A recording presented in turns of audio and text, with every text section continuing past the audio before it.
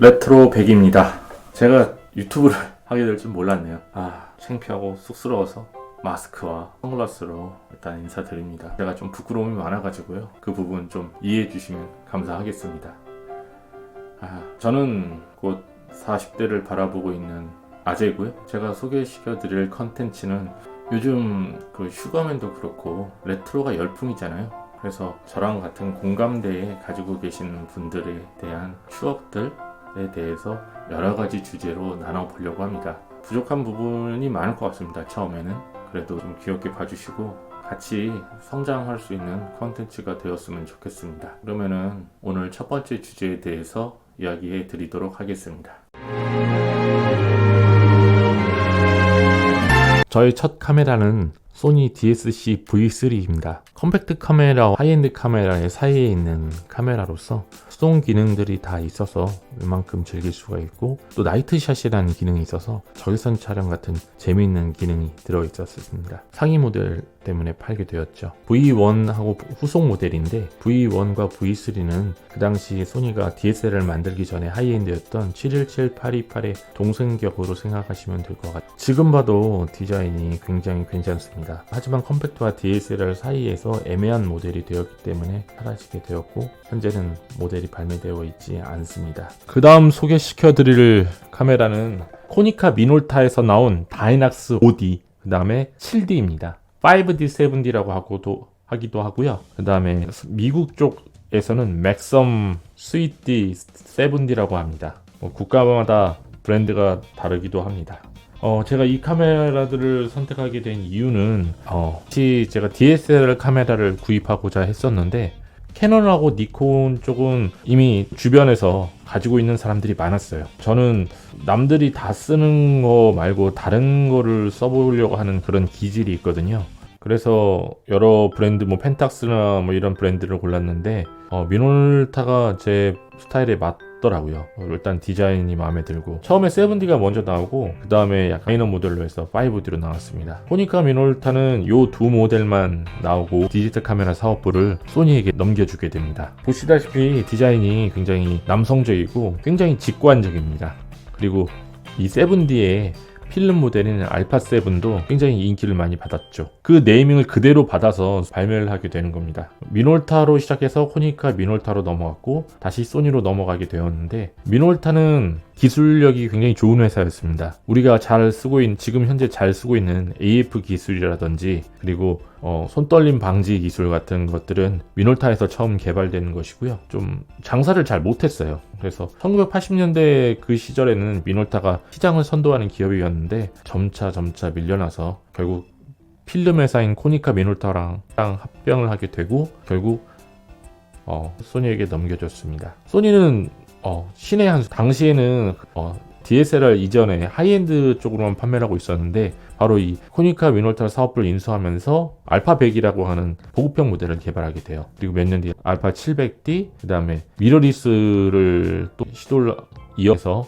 알파 맥스 계속 개발하게 되면서 풀프레임 미러리스 알파 7을 발매하게 되고요. 그렇게 계속 개발을 하게 돼서 지금 현재 디지털 이미징 시작이 되었습니다. 현재 소니를 먹여 살리고 있다고 해도 과언이 아니죠. 그 당시 2005년도, 6년도인가 7년도에 소니가 인수한다는 소식을 들었을 때 지금처럼 이렇게 이 시장을 어깨를 대등하게 할 기업으로 되리라고는 생각하지 못했습니다. 참 세월이 무상하네요. 제가 미놀타를 쓰게 된 또 하나의 계기가 바로 집에 있는 장롱 카메라가 미놀타였다는 것도 있습니다. 어렸을 때 제가 아버님이 저 카메라로 찍어주셨는데요. 제가 한번 나이를 먹고 한번 써보려고 했었는데 생각보다 어렵더라고요. 저 로컬 렌즈도 굉장히 평이 많이 받은 렌즈예요. 근데 저기 보시다시피 관리 안에서 곰팡이 핀 거 보이시죠? 세월의 무상함을 느끼네요. 여러분도 언젠 기회가 되시면은 수동 필름 카메라 한번 사용해 보시기 바랍니다.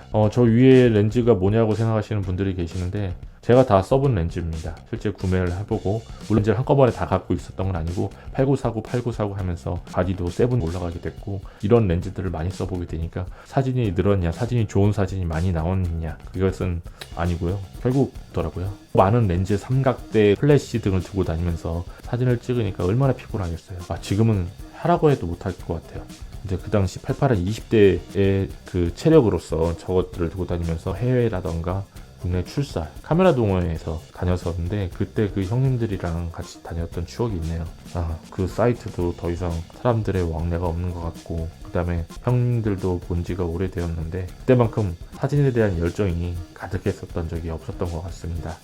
제 사진 인생 중에서 가장 열정이 있었던 시기라고 말씀드리고 싶어요. 그 다음으로 제가 소개시켜 드릴 모델은, 제가 그동안 마이너 모델을 위주로 써봤는데 한 번쯤은 그런 의문이 들더라고요. 도대체 캐논이라는 브랜드의 모델은 뭐가 그렇게 대단할까? 그리고 그 당시에 센세이셔널한 모델이 등장했거든요. 바로 OD예요.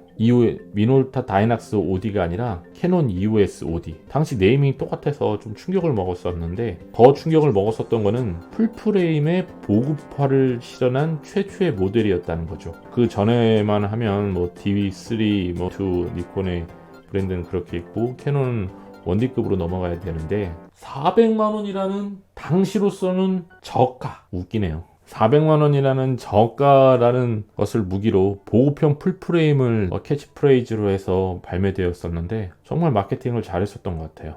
사실 기능적으로 보면 보급형 기기였거든요. 300D, 350D 라인업에 연사도 3연사고요. 근데 풀프레임을 쓰고 싶다라는 그 사람들의 그 심리를 잘 이용해서 이 모델을 내놨는데 정말 잘 팔렸어요. 저도 궁금했고요. 과연 뭐가 그렇게 좋을까? 라고 해서 당시 그 전에 썼던 그 많은 장비들에 대한 염증도 있었고 가볍게 원바디 원렌즈로 가고 싶다 라고 하는 마음도 있어서 2405 L렌즈하고 당시에 스트로보, 그 다음에 EOS OD로 기변을 합니다. 이게 2006년 9월이네요. 아마 발매된 지가 1년 좀 넘었을 거예요. 중국 가격으로 거의 300만원 가까이 했었습니다. 저 모든 장비들을 처분해서 렌즈 하나랑 바디 하나를 살 수 있었어요. 가져다 주는 그런 만족감보다는 포토샵을 했었을 때 색깔이 내가 본 색깔과는 좀 다르게 나왔지만 원색보다 더 아름답고 더 드라마틱하게 변형을 시켜줬어요. 색깔을 잘 먹었다는 거죠. 포토샵을 먹였던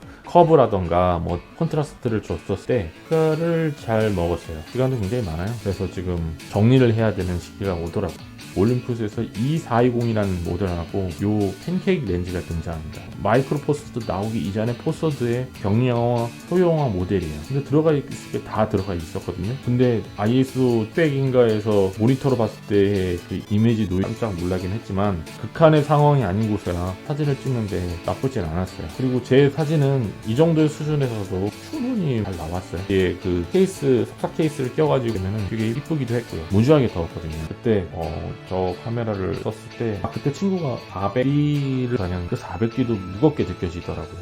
근데 저는 가벼운 바디를 쓰면서 괜찮다라는 생각을 가지게 되었습니다. 그렇게 잘 쓰다가 이제 취업을 하게 되고 950D를 지르게 되었습니다. 이때부터예요. 제가 느끼기에는 동영상을 카메라에서도 찍을 수 있는 시기가 직접적으로 다가온 게 이때부터 동영상을 찍기도 했어요. 근데 HD급 화질로 뽑아주긴 했는데 시간 제한도 있고 좀 불편하긴 했는데 AS 느리게 잡히는 불편함이 있긴 했는데 그래도 화질이 굉장히 좋아서 만족했었던 기억이 나요. 이때 시기부터 방송가에서는 다 오디막도 들고 다니면서 사진 찍기 시작했고 카메라와 비디오 카메라 경계가 모호해지기가 왔죠. 제가 가장 오래 썼던 카메라였고 정말 오래 썼었어요. 바디도 렌즈도 딱 저거였어요. 185 렌즈, 1.8 렌즈. 그리고 특별할 때는 렌즈 빌리면 되니까.